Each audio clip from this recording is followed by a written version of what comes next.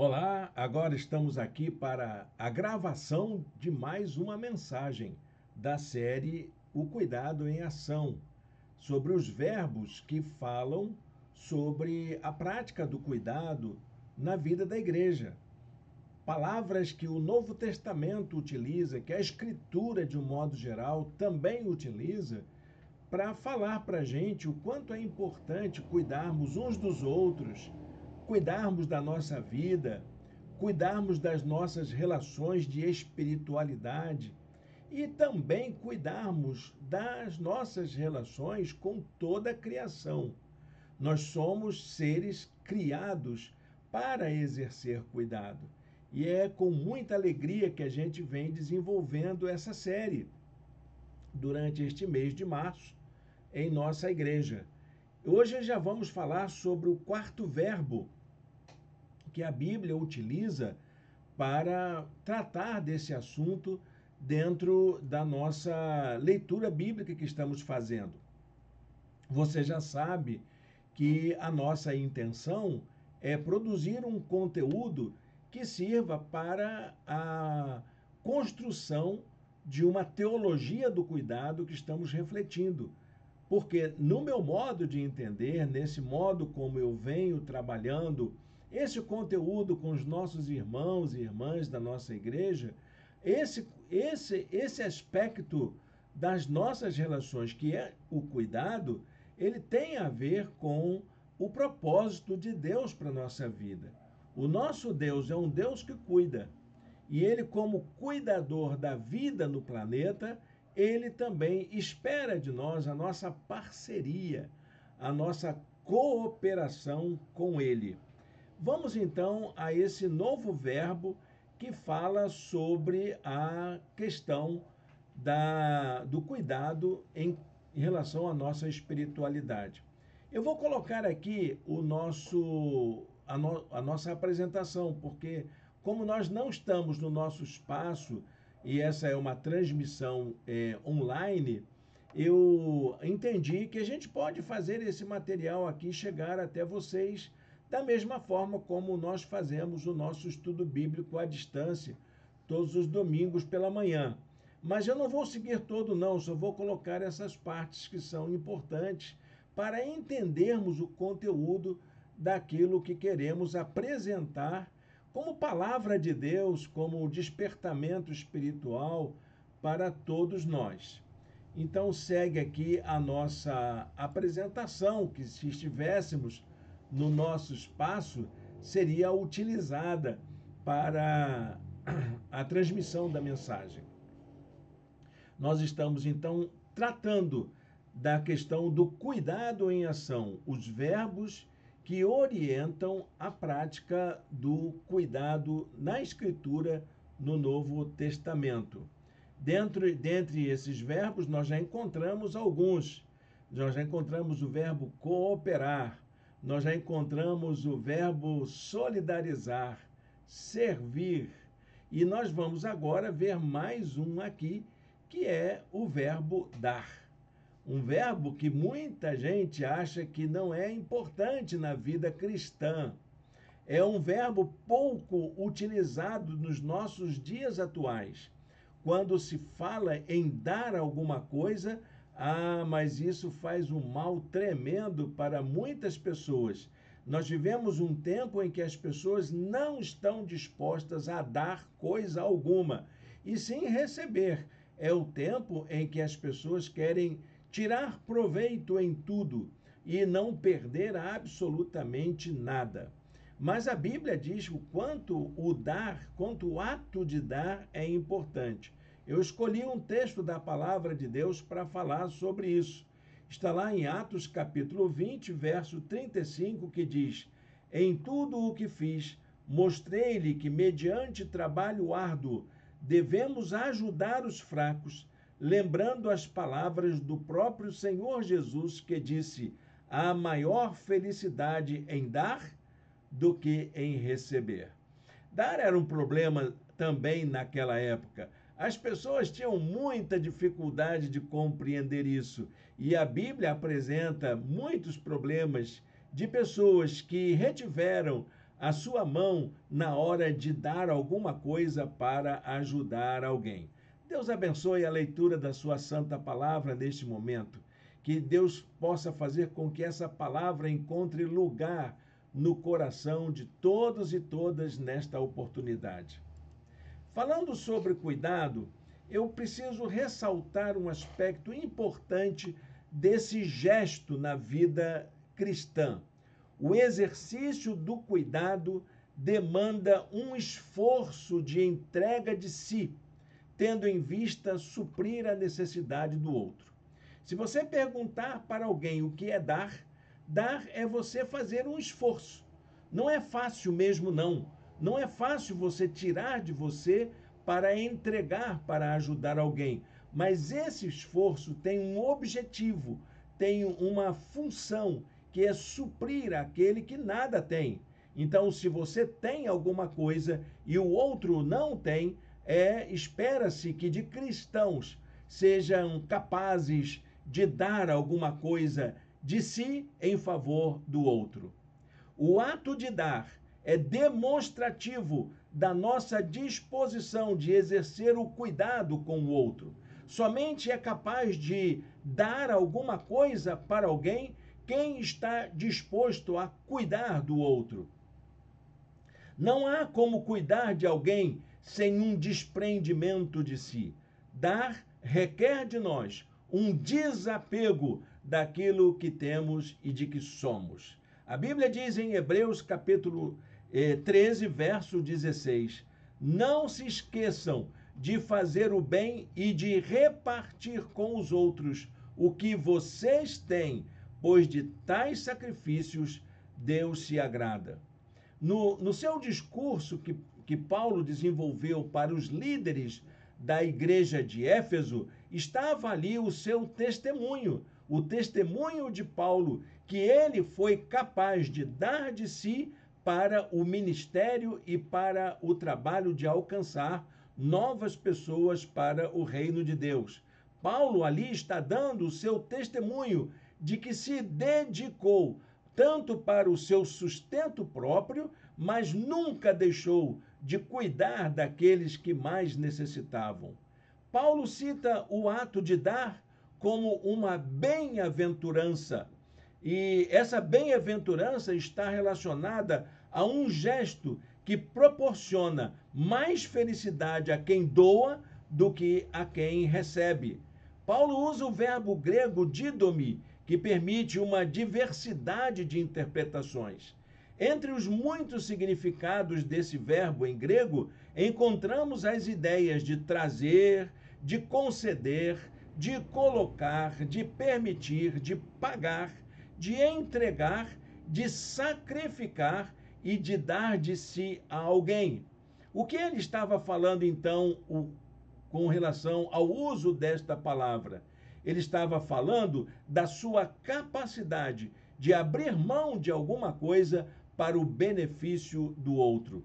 Embora Paulo faça referência a um ensino de Jesus sobre o ato de dar, não há nenhum registro nos evangelhos dessa frase dita por Jesus desse jeito. Mas essa frase está intimamente relacionada ao seu ensino. O que Jesus ensinou sobre o ato de dar? Em primeiro lugar, Jesus ensinou o ato de dar como uma devoção e como uma expressão de fé. Ele disse lá em Mateus capítulo 6, verso 3, mas quando você der esmola, que a sua mão esquerda não saiba o que está fazendo a direita. Não é para você propagar aquilo que você faz, não é motivo de ostentação, nem motivo de você aparecer bem na foto, mas é um gesto em que você abre mão de si para poder ajudar alguém. Em segundo lugar, Jesus também fala do ato de dar como uma consagração pessoal. Lucas capítulo 18, verso 22. Ele diz assim: ao ouvir isso, disse-lhe Jesus, falta-lhe ainda uma coisa, venda tudo que você possui e dê o dinheiro aos pobres, e você terá um tesouro nos céus. Depois venha e siga-me. Parece que Jesus está dizendo para o moço de qualidade que dar era uma expressão de consagrar a sua vida para poder agradar a Deus, para poder seguir Jesus, para poder tomar parte do reino de Deus. Em terceiro lugar, nós estamos vendo também Jesus falando do ato de dar como um ato de comunhão. Diz lá em Lucas capítulo 6, verso 38, deem e lhes será dado uma boa medida, calcada, sacudida e transbordante, será dada a vocês, pois a medida que usarem também será usada para medir vocês. Ou seja, dar é algo que provoca uma comunhão, um estado de compartilhamento que beneficia a todas as pessoas que vivem em comunidade. Quando você se dispõe a dar algo de si para ajudar a sua vida comunitária, você está também ganhando com isso. Quando você contribui para ajudar alguém que passa por necessidade, você também ganha com isso. E você cria uma rede de relacionamentos que ajuda você também nas horas da sua necessidade. Há uma quarta coisa que Jesus fez em relação ao ato de dar. Ele disse que o ato de dar é uma demonstração de cuidado com as pessoas mais vulneráveis. Mateus capítulo 25, verso 40, tem a famosa afirmação de Jesus na parábola das ovelhas e dos bodes. Ele diz: o que vocês fizeram a algum dos meus menores irmãos, a mim o fizeram. E o que eles fizeram? Eles deram roupa, eles deram atenção na hora da enfermidade, eles deram atenção na hora da privação da liberdade, eles cuidaram daqueles que passavam por necessidades. Dá uma olhadinha lá em Mateus capítulo 25 e você vai ver quantas coisas nós podemos fazer em termos de dar para aqueles que passam por necessidade ou passam por situações de vulnerabilidade. Então, nós encontramos no Novo Testamento um exemplo de doação que marcou a fé cristã e a relação de cooperação entre os cristãos de um modo geral. O exemplo cristão de doação estava lá nas igrejas da Macedônia, que souberam da necessidade dos irmãos de outra comunidade e se juntaram para ajudar financeiramente aquela outra comunidade. Lá em 2 Coríntios, capítulo 8, versos de 3 a 5, diz assim: pois eu dou testemunho de que eles, os irmãos lá da Macedônia, deram tudo quanto podiam e até além do que podiam. Por iniciativa própria, eles nos suplicaram insistentemente o privilégio de participar da assistência aos santos.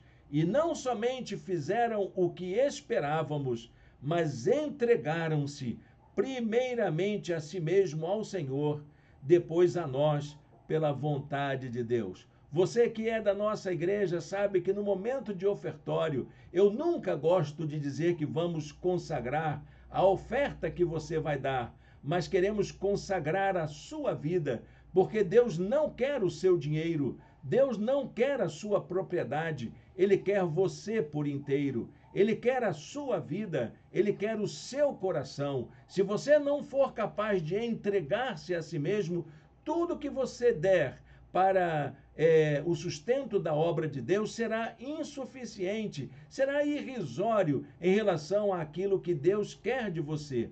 Ele quer a sua vida. Dar, então, é uma atitude que proporciona um bem-estar, proporciona também realização pessoal, tanto para quem doa quanto para quem recebe. A Bíblia apresenta um princípio retributivo quando diz respeito ao ato de dar.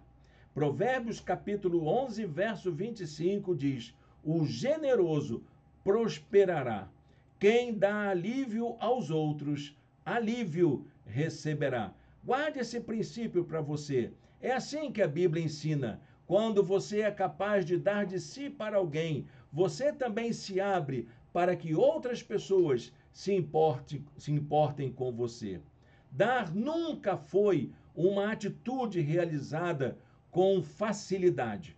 Nunca foi uma coisa feita com um certo prazer. Sempre foi difícil dar alguma coisa para alguém. Porém, nós vivemos em uma época em que as pessoas estão cada vez menos dispostas a dar algo de si para ajudar alguém. A proposta cristã para o ato de dar está na contramão da lógica desse tempo, de obter vantagem em tudo, de tirar proveito, de acumular e até de receber bênçãos, sem que isso demande de nós um exercício de entrega em contrapartida. Dar, então, meu irmão, minha irmã, é um gesto cristão que envolve uma forma de agir no mundo. Eu quero anotar aqui 3 aspectos do ato de dar. 3 coisas importantes que a palavra de Deus nos chama sobre o que devemos fazer quanto ao ato de dar algo de nós mesmos para as pessoas que necessitam. Em primeiro lugar, dar é uma marca de nosso caráter. A entrega de si envolve nosso senso de justiça. Aquilo que nós entendemos como partilha, como direito do próximo, como oportunidade dada para o outro. É interessante observar que entre os 7 pecados capitais, há um que é correspondente àquele que não quer dar nada de si. É o pecado da avareza, que corresponde à atitude mesquinha. O avarento é aquele que é suvina, que é apegado aos seus próprios bens. E é interessante observar que esse avarento, ele é considerado um dos piores pecadores na sequência dos 7 pecados capitais. O contrário de avarento, meu irmão, minha irmã, não é o ser mão aberta, mas é o que age com justiça. É aquele que é justo nas suas atitudes, como diz o Salmo 37, verso 11. Mas os justos dão com generosidade. Qual é a justiça do cristão e da cristã? É agir com generosidade. Pessoas justas agem com generosidade, e é isso que Deus espera de nós como marca de nosso caráter. Em segundo lugar, dar tem o sentido de urgência. Pessoas que precisam de ajuda têm pressa. Isso lembra a gente a campanha do Betinho. Quem tem fome tem pressa. Sabe por quê? Porque a fome é um dos problemas sociais que demandam maior urgência no mundo. E a Bíblia diz para a gente ter pressa para ajudar o nosso próximo. Ela diz para a gente que se alguém vier a procurar ajuda, não diga para ele, volte amanhã, e amanhã eu vou te dar alguma coisa, depois eu te ajudo. Se você pode ajudar, diz a Bíblia, ajuda hoje. Está lá em Provérbios, capítulo 3, verso 28. Mas em terceiro lugar, nós encontramos a expressão bíblica. Dar é um sinal da graça de Deus entre nós. Quem pratica o ato de dar com alegria, participa do projeto divino de cuidar de toda a criação. O ato de dar é um complemento à fé, ao conhecimento da palavra, à prática da espiritualidade. Sem isso, nós não passamos de meros religiosos, de pessoas que se comportam como os fariseus, como pessoas que seguem cegamente líderes religiosos, doutrinas religiosas, sem que isso transforme a nossa vida e proporcione bem-estar para aqueles que estão à nossa volta. Quero dizer para você que viver como alguém justo e generoso é algo que faz bem para você e para as pessoas que estão à sua volta.